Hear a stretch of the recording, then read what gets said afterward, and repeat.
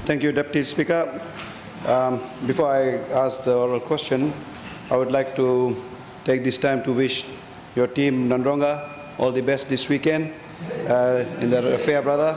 But definitely, Nandi should come out victors. It's a big challenge. I'm just wishing them all the best, but definitely Nandi will win. I stand on order number 200 under my name and would like to ask the question to Honourable Minister of Industry, Trade and Tourism. Could the Minister identify and inform the House the key growth tourism markets for Fiji and which market have shown the largest increase this year? Thank you.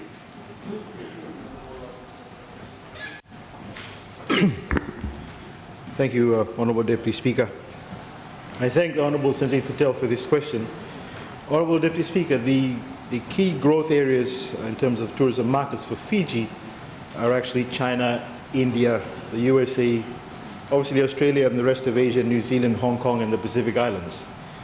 Honourable Deputy Speaker, the total visitor arrivals for the first 7 months of 2015 currently sits at 415,011. And this is an increase of about 35,584, or a 9.4% and increase compared to the same period in 2014. We've actually set a high target on this, Honourable Deputy Speaker, of about 714,000 visitors this year, and we're looking at achieving it. And I'm confident that we will surpass this target, contrary to popular belief on the other side. Honourable Deputy Speaker, our largest increases for 2015 are from our non-traditional tourism markets, such as China at about 40%, and the Pacific Islands at 27%, and South Korea at 25%, the rest of Asia at 22%, and India at 13%. The increase also has been recorded from two of the largest markets, that is Australia and New Zealand. The visitor numbers from New Zealand are up by about 14% and has been increasing at a faster rate compared to Australia, which is 4%. Honourable Deputy Speaker, this increase, especially from the Asian market, clearly indicates that the marketing initiatives in these markets are effective, and despite the issues of distance and unavailability of flights, we are actually reaping the results. Some examples of the strategies that we've employed, basically targeted digital marketing campaigns in each of the target regions. For example, we've had brides campaigns recently run in North America market, focusing on honeymoon destinations in Fiji. We have cooperation with trade partners in the Chinese market. Tourism Fiji has actually partnered with Guangdong Peace International Travel and Rosy Holidays. We've had tactical campaigns which include industry partners. Earlier this year we had Tourism Fiji attended SATE, which is the South Asia's premier travel and trade event, with industry partners Rosy Holidays and tour managers. Tourism Fiji has embarked on a roadshow which covered Delhi, Kolkata, Mumbai and Chennai. And this is an important emerging market.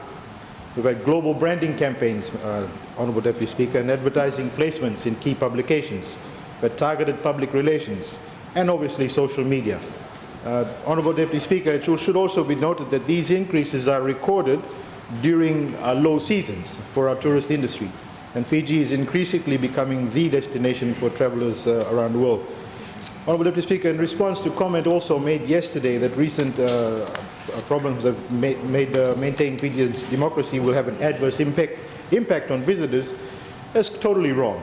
We haven't seen a decrease at all till today.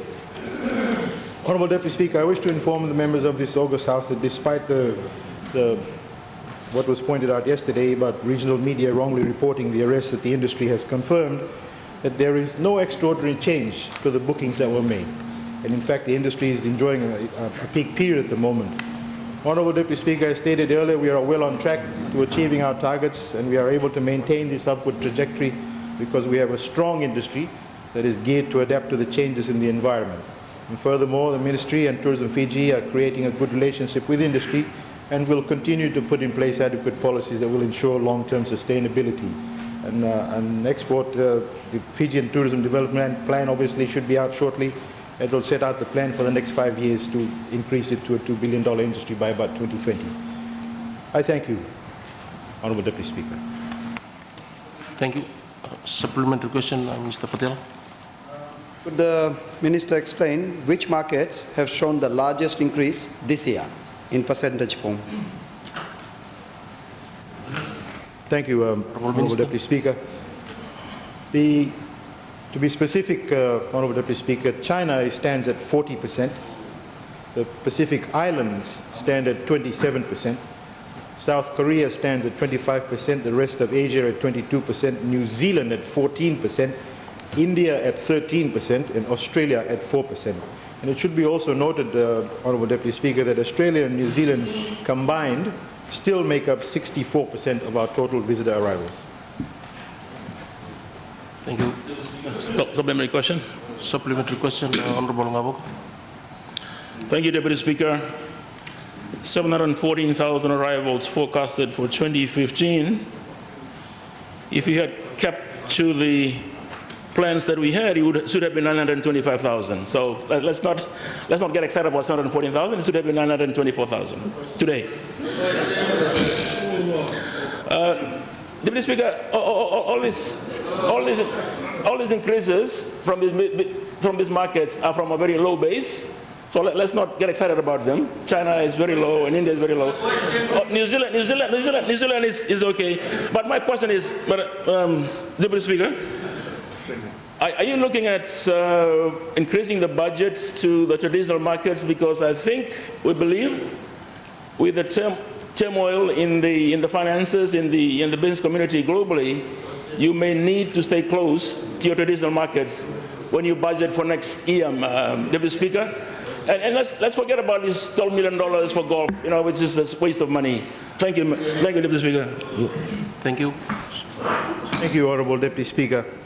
First of all, I must say that I've said this over and over again in this House.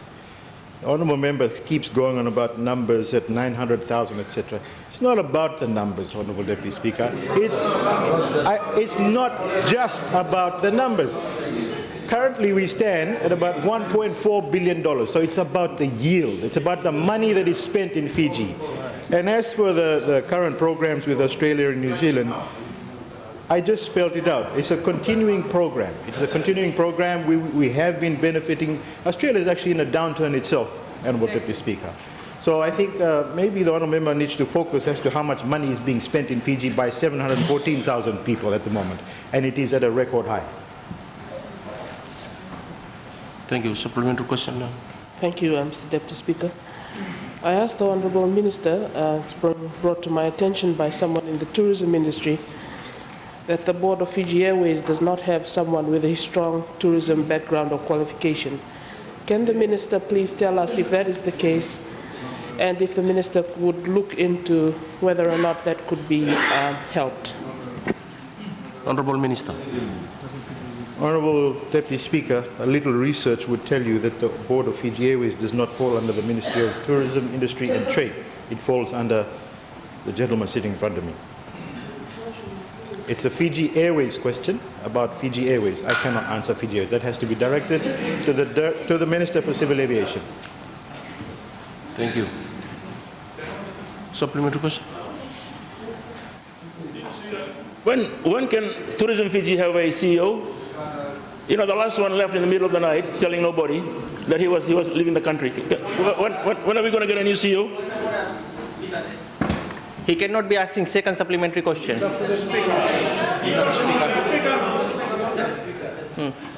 I believe I raised to actually ask a supplementary question.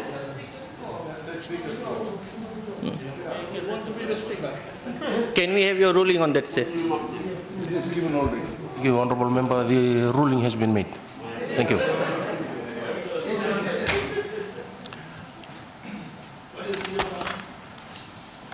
The first question. Honourable Deputy Speaker, first of all, that question that's just been posed obviously has been answered by me a lot earlier, and also it's irrelevant to the question that was posed by Honourable Sanjeev Patel. Yes, sir, but be specific.